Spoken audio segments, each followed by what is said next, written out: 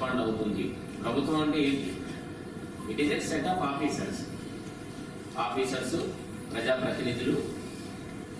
So that is constitutes ప్రభుత్వం, ప్రజలు. Okay, అలాగే ఇదంతా కూడా భవిష్యత్తులో పిల్లలు అవగాహన పెంపొందించుకొని they should be able to lead the country. ఫ్యూచర్లో they becomes like some of them might become politicians, some of them might become officers, some of them might become scientists, engineers kavatchu, doctors kavatchu. They should have basic understanding of administration, right? So అందుకని చెప్పేసి ఈ కార్యక్రమాన్ని ఈరోజు మొదలు పెడుతూ ఉన్నాము. So I welcome the students of Rajendra municipal school. So I welcome all of you to this meeting. And with this will be కొత్త ఒక అధ్యాయాన్ని ఈరోజు మీతో మొదలు పెడుతూ ఉన్నాము. మీ ద్వారా మొదలవుతుంది. సో మీ ద్వారా మొదలైనటువంటి ఈ కార్యక్రమం భవిష్యత్తులో ఇంకా ప్రతి జిల్లాలో, ప్రతి స్టేట్లో అమలు జరగాలని చెప్పేసి, ఎంటైర్ కంట్రీలో కూడా అమలు జరగాలని చెప్పేసి కోరుకుంటున్నాను. సో ఈ కార్యక్రమాన్ని I request all of you. ఇప్పుడు నేను నార్మల్గా చేయబోయేటటువంటి మీటింగ్ వేరు. సో మీరు అబ్జర్వ్ చేయండి, వినండి క్షుణ్ణంగా, కీన్గా. మీ మైండ్లో చాలా విషయాలు మీకు కూడా తెలుసుకునే అవకాశం కలుగుతుంది. సో తెలుసుకున్న తర్వాత జస్ట్ మీ అండర్స్టాండింగ్ చాలు. ఐ డోంట్ వాంట్ మీరు ఇప్పుడు సజెషన్స్ ఇవ్వాలి, లేదంటే మాకు మీరు ఇచ్చే సజెషన్స్ వల్ల అన్ని ఇప్పుడు చేస్తామని చెప్పే విషయాలు మన అడ్మినిస్ట్రేషన్లో ఏం జరుగుతుందో తెలియదు. బయట ఏమనిపిస్తుందంటే ప్రభుత్వం కొన్ని చేస్తున్నారు, కొన్ని చేయట్లేదు. చెయ్యని ఏదో 1000 పనులు చేసేసి ఒక పని మిస్ అయిన పనే కనపడుతుంది, కానీ చేసినటువంటి 999 కనపడదు. సో ఎంత కష్టపడుతున్నారు, లేదంటే గవర్నమెంట్ ఏ విధంగా చేస్తుంది అన్నది కూడా మనకు తెలియాలి. ఒక పని చేయాలంటే ఈరోజు అనుకుంటే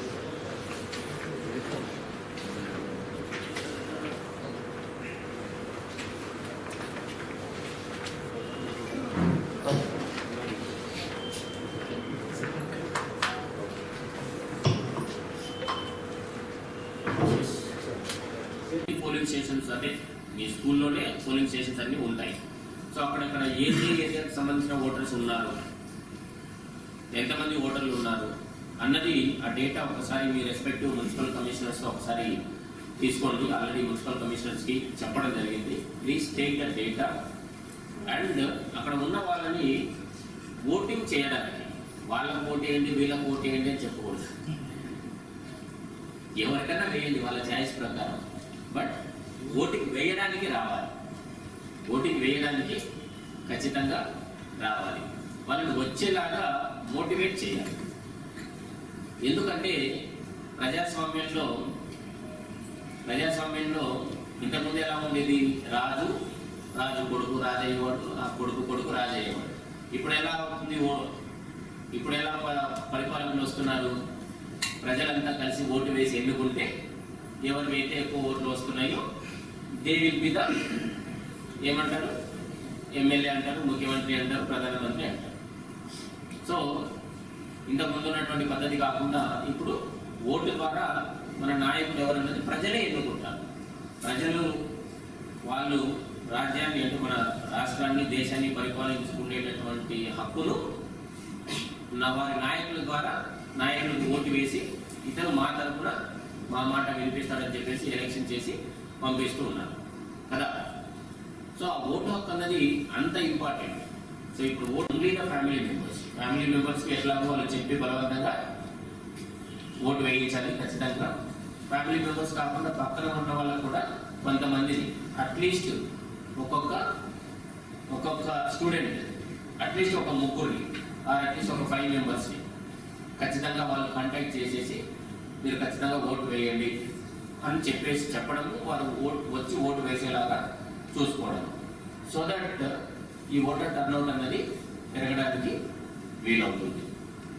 సో దానికి మీరు చేయాల్సింది ఏంటంటే, first of all election process మీద ఒక చిన్న క్లాస్ ఒకరోజు మీ రెస్పెక్టివ్ స్కూల్స్లో ఒక 40 మినిట్స్ క్లాస్ ఆల్ స్టూడెంట్స్కి డెడికేట్ చేసుకొని ఒకసారి చెప్పండి, what is this election all about. Election ప్రక్రియ ఏంటి, అర్బన్ లోకల్ బాడీ ఎలక్షన్ ఏంటి, రూరల్ లోకల్ బాడీ ఎలక్షన్ ఏంటి, సో ఎందుకు ఈ ఎలక్షన్ అనేది ఇంపార్టెంట్, దానివల్ల జరిగేటటువంటి పరిణామాలు ఏంటి, ఎలక్షన్స్ ఎందుకు ఉండాలి, ఎందుకు మనం నాయకుల్ని లేదంటే ఆ ప్రభుత్వాన్ని ఎన్నుకోవాలి, సో దీనివల్ల ఏంటి ఉపయోగం ఏంటి, సో ఇవన్నీ కూడా అండ్ ఓటింగ్ యొక్క ఇంపార్టెంట్. చేయించి ఎలా ప్రతి ఫోటో అది మనం చేయించడం జరిగింది. అది BLOs, all BLOs are our ward secretaries. ఇది వరకు ఈ అంగన్వాడీ ఆయాలు, తర్వాత వీళ్ళు మిగతా చిన్న చిన్న లో పెయిడ్ వాళ్ళు ఉండేవారు. ఇవాళ all BLOs are highly educated and our ward secretaries are the BLOs. వాళ్ళందరికీ కూడా ట్రైనింగ్ ఇచ్చాం. మన 28th నాడు ట్రైనింగ్ ఇచ్చి ఆర్ఓఎస్గా ట్రైనింగ్ ఇచ్చి వాళ్ళందరికీ కూడా అలౌట్ చేయాలి. నిన్న మనం 1st తారీఖు నాడు మన జిల్లా కలెక్టర్ గారు దీని మీద ఎక్కువ కాన్సన్ట్రేట్ చేసి ఆల్ మున్సిపాలిటీస్లో 1st తారీఖు నాడు నుంచి డిస్ట్రిబ్యూట్ చేసి ఆ లాస్ట్లో 2-3 డేస్లో ఏదో అరకొరగా చేయకుండా కంఫర్ట్గా ఆల్ ఓటింగ్ స్లిప్స్ కూడా అందరికీ చేరుకుంటాయి. ఒకవేళ చేయకపోతే వాళ్ళకి ఎవరైనా లేకపోతే ఎందుకు లేదు అనేది కూడా అందులో కారణం ఉంది. దాని గురించి అని చెప్పి నిన్న 1st తారీఖు నుంచి మనం స్టార్ట్ చేస్తాం. 1st తారీఖు నిన్న 2nd ఈవినింగ్కి మన టౌన్లో 45,000 డిస్ట్రిబ్యూషన్ అయినాయి. ఇవాళ సాయంత్రం we are expecting they will cross 1 lakh.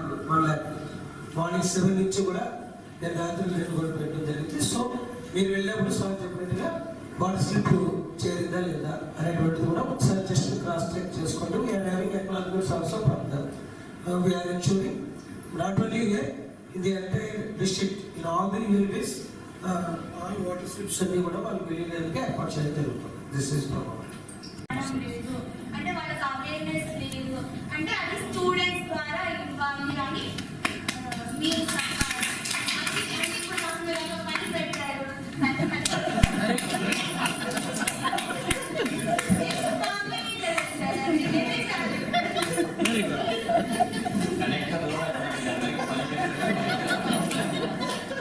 ఈ మీటింగ్ స్టార్ట్ అవ్వకముందు కార్పొరేషన్ అంటే ఏంటి, మున్సిపాలిటీ అంటే ఏంటి, నగర పంచాయతీ అంటే ఏంటి, ఆ తేడా మీకు తెలుసా?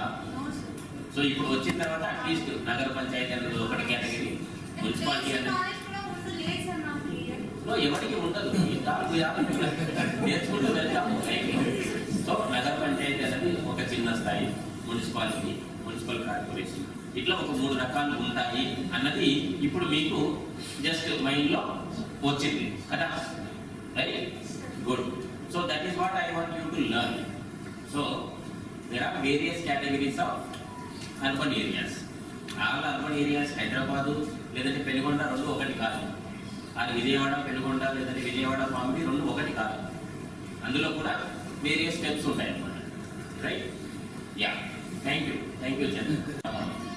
బిఎల్ఓ అంటే ఏంటి ఎవరికైనా తెలుసా?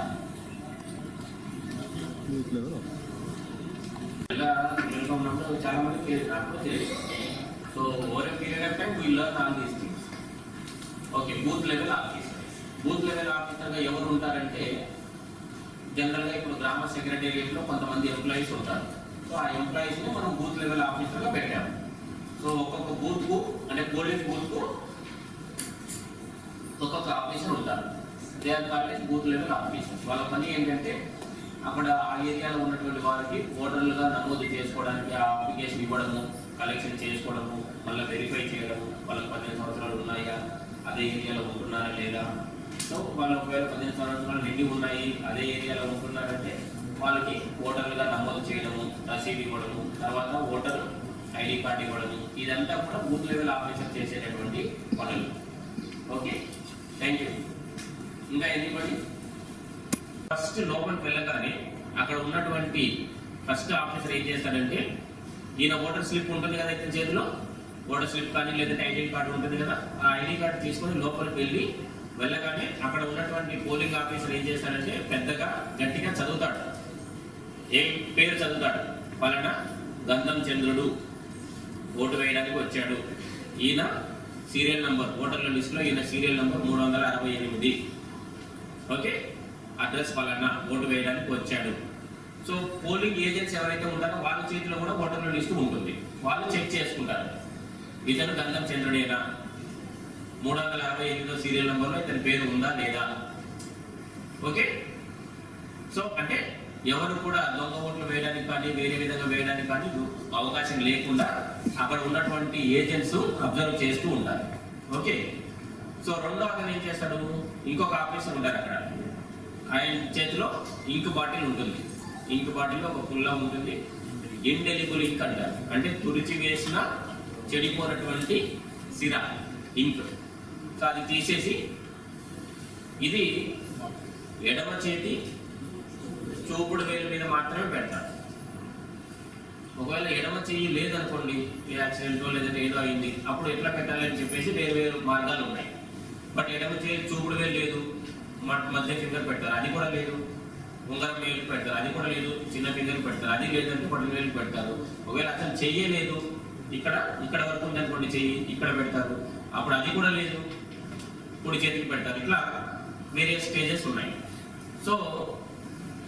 సో ఇంక్ అన్నది బోరు మీద కొంత, చర్మం మీద కొంచెం వచ్చేలాగా పెడతారు, అంటే తుడిపేసుకున్నా కూడా బోరు ఇండెలిబుల్ అనమాట. సో ఇంక్ పెట్టిన తర్వాత నెక్స్ట్ పక్కన ఉన్న ఇంకొక ఆఫీసర్ ఆయన ఏం చేస్తారు, ఆవిడ ఏం చేస్తారంటే ఓటు, ఇప్పుడు బ్యాలెట్ పేపర్ 2 రకాలు ఉంటాయి మళ్ళీ, అందులో ఎలక్ట్రానిక్ ఓటింగ్ మెషిన్ కొన్ని, ఇప్పుడేమో బ్యాలెట్ పేపర్ ద్వారా ఆ బ్యాలెట్ పేపర్ రాసుకొని వాళ్ళ సంతకం తీసుకొని బ్యాలెట్ పేపర్ చించి ఇస్తారు. బ్యాలెట్ పేపర్ మీద ఎవరెవరు పోటీ చేస్తున్నారు, వాళ్ళ పేర్లు ఏంటివి, వాళ్ళ సింబల్ ఏంటివి అన్నది అన్నీ ఉంటాయి. సో అవన్నీ తీసి ఇస్తారు వాళ్ళకి, ఆ ఓటు చించేసి ఫోల్డ్ చేసి ఇస్తారు. ఇచ్చిన తర్వాత అతను దాంతో పాటు ఒక స్టాంప్ కూడా ఇస్తారు. సో అతను ఏం చేయాలి, ఓటు వేయడానికి వచ్చిన వ్యక్తి అక్కడ ఓటింగ్ కంపార్ట్మెంట్ ఉంటుంది, అంటే ఒక డబ్బా లాగా పెట్టి ఉంటారు సీక్రెట్గా వేయడానికి. అవతలికి వెళ్ళేసి ఆ స్టాంప్తో ఎవరికి ఓటు వేయాలనుకున్నారో వాళ్ళకి ఓటు వేసి మళ్ళీ దాన్ని ఫోల్డ్ చేసి ఆ ఓటుని తీసుకొచ్చి అక్కడ ఒక డబ్బా పెట్టి ఉంటారు, బ్యాలెట్ బాక్స్ పెట్టి ఉంటారు, ఆ బాక్స్లో వేయాలి. వేసి ఆ స్టాంపుని మళ్ళీ అక్కడ ఇచ్చేసి బయటికి వెళ్ళిపోవాలి. ఇంకా అబ్జర్వ్ చేయడానికి అక్కడ ఒక మైక్రో అబ్జర్వర్ అని కూడా ఉంటారు. మైక్రో అబ్జర్వర్ వాళ్ళ పని ఏంటంటే ఈ ప్రాసెస్ అంతా వీళ్ళంతా కరెక్ట్గా చేస్తున్నారా లేదా అని చెప్పేసి అబ్జర్వ్ చేయడం. ఒకవేళ మైక్రో అబ్జర్వర్ లేకపోతే వెబ్ కాస్టింగ్ అని ఉంటుంది, అంటే కెమెరా పెట్టేసి మొత్తం పోలింగ్ బూత్లో ఏమేమి జరుగుతుంది అన్నది కూడా మొత్తం చూపిస్తూ ఉంటాను. నేను ఇక్కడ కూర్చొని మొత్తం కంప్యూటర్లో చూస్తూ ఉంటాను, ఏ పోలింగ్ స్టేషన్లో ఎలా జరుగుతుంది, ఎవరన్నా ఓటు కరెక్ట్గా వేస్తున్నారా లేదంటే దౌర్జన్యం చేస్తున్నారా, గొడవ పడుతున్నారా, ఏం చేస్తున్నారా అని చెప్పేసి అన్ని ఇక్కడ చూస్తూ ఉంటాం. ఓకే, సో వెబ్ కాస్టింగ్ అనేది ఒక కెమెరా పెట్టేసి అదంతా లైవ్లో ఇక్కడ నాకు కనపడేలాగా ఏర్పాటు చేస్తాం ఆ రోజు. సో అలా మైక్రో అబ్జర్వర్ ఉంటారు, వెబ్ కాస్టింగ్ ఉంటుంది. సో ఇదంతా కూడా ప్రాపర్గా అరేంజ్మెంట్ చేసుకొని ఉండాలి అక్కడ. సో ఇది లోపల జరిగేటటువంటిది. Ganesh, is it okay now? Good. Will you explain this? Voting వేయడానికి వెళ్ళినప్పుడు ఒకరు సిరా వేస్తాను, ఒకరు లైక్ ఆ ఓటు ఉందా లేదా అని చెక్ చేసి ఇది చేస్తారా, అదంతా ఎక్స్ప్లెయిన్ చేస్తావా? Right, okay. So with this will close this meets and I hope this meeting is useful to you. మీ అందరికీ కూడా అంతో ఇంత కొంతవరకన్నా కొంత అడ్మినిస్ట్రేషన్ మీద వచ్చిందని చెప్పేసి అనుకుంటూ ఉన్నాను. భవిష్యత్తు 9th 10th పైన ఉన్నటువంటి పిల్లల్ని అడ్మినిస్ట్రేషన్లో భాగస్వామ్యులు చేయడం కోసం, అలాగే వారి యొక్క పార్టిసిపేషన్ ప్రభుత్వ కార్యక్రమాలలో, ప్రభుత్వ పాలసీ మేకింగ్ లెవెల్లో కానీ ఇంప్లిమెంటేషన్ లెవెల్లో కానీ జిల్లా స్థాయిలో జరిగేటటువంటి మీటింగ్లు కానీ లేదంటే చర్యలు ఏవైతే ఉన్నాయో ఇంప్లిమెంట్ చేయడానికి, అందులో పిల్లల్ని ఇన్వాల్వ్ చేసి భవిష్యత్తులో వారిని ఫ్యూచర్ లీడర్స్గా, ఫ్యూచర్ అడ్మినిస్ట్రేటర్స్గా, ఫ్యూచర్ సైంటిస్టులు కానీ లేదంటే ఇంజనీర్స్ కానీ, ఫ్యూచర్ ఆఫీసర్లుగా తీర్చిదిద్దడానికి ఏదైతే పిల్లల్ని రెడీ చేయాలో దానికోసం అని చెప్పేసి తెలుసుకో, ఎదుగు, సో నో అండ్ రైజ్ అని చెప్పేసి ఒక కార్యక్రమానికి ఈరోజు మనం శ్రీకారం చుట్టడం జరిగింది. దీంట్లో భాగంగా కలెక్టర్ స్థాయిలో అలాగే జాయింట్ కలెక్టర్ స్థాయిలో జరిగేటటువంటి వివిధ రకాలైనటువంటి మీటింగ్స్ కావచ్చు, లేదంటే భవిష్యత్తులో ఫీల్డ్ ఇన్స్పెక్షన్స్కి కావచ్చు, సెలెక్ట్ చేయబడినటువంటి పిల్లలు ఒక 10 నుండి 15 మధ్యలో పిల్లల్ని ప్రతి స్కూల్ నుండి కూడా ఒక్కొక్క మీటింగ్కి ఒక్కొక్క స్కూల్ నుండి పిల్లల్ని తీసుకొని వచ్చేసి వారు ఆ మీటింగ్లో అశాంతం కూర్చొని వారు అడ్మినిస్ట్రేషన్లో ఏం జరుగుతుంది అని చెప్పేసి తెలుసుకునే విధంగా ఏర్పాటు చేయడం జరిగింది. సో చిల్డ్రన్ విల్ ఆ స్కూల్ స్థాయిలో కొన్ని కాంపిటీషన్స్ అంటే ఎస్ఏ రైటింగ్ కానీ లేదంటే ఇతర కాంపిటీషన్స్ కండక్ట్ చేసి ఒక 10 మంది పిల్లల్ని సెలెక్ట్ చేసి ఆ సెలెక్ట్ చేసినటువంటి పిల్లలు ఇక్కడికి నో అండ్ రైజ్ కార్యక్రమంలో జిల్లా ఆధ్వర్యంలో జరిగేటటువంటి మీటింగ్స్కి అటెండ్ అవుతారు. భవిష్యత్తులో కలెక్టరేట్లో జరిగేటటువంటివే కాకుండా ఇంకా కోర్టులో జరిగేటటువంటి విషయాలు అలాగే ఇతర ఆఫీసెస్లో కూడా జరిగేటటువంటి విషయాల్ని కూడా పిల్లల అబ్జర్వేషన్లో పెట్టడానికి కావాల్సినటువంటి చర్యలు కూడా ఫ్యూచర్లో ఎక్స్పాండ్ చేయబోతున్నాము. సో బేసిక్గా పిల్లలు ఈరోజు పౌరులే రేపటి పిల్లలే రేపటి పౌరులు, రేపటి అడ్మినిస్ట్రేటర్స్. సో వారికి అడ్మినిస్ట్రేషన్లో గవర్నెన్స్లో ఏం జరుగుతుంది అని చెప్పేసి మనం ఇప్పటి నుండి చిన్న స్థాయి నుండి తెలియజెప్పాలి. So that they will be ready for future roles as like good citizens or good officers or good administrators. So అదంతా చేయాలంటే ఇప్పుడు నుండి చిన్నగా ఒకటొకటి ఇన్వాల్వ్ చేయాల్సినటువంటి అవసరం ఉంది. సో దానికని చెప్పేసి ఈ నో అండ్ రైజ్ అన్న కార్యక్రమాన్ని మనం మొదలుపెట్టడం జరిగింది. ఇది ఆల్రెడీ వేరే దేశాలలో కూడా ఇట్లాంటి కార్యక్రమాలు ఉన్నాయి. సో దానివల్ల భవిష్యత్తులో వారు అడ్మినిస్ట్రేషన్ మీద, పరిపాలన మీద మంచి అవగాహన కలిగి దేశాన్ని ముందుకు నడిపించగలరని చెప్పేసి కోరుకుంటూ ఉన్నాను.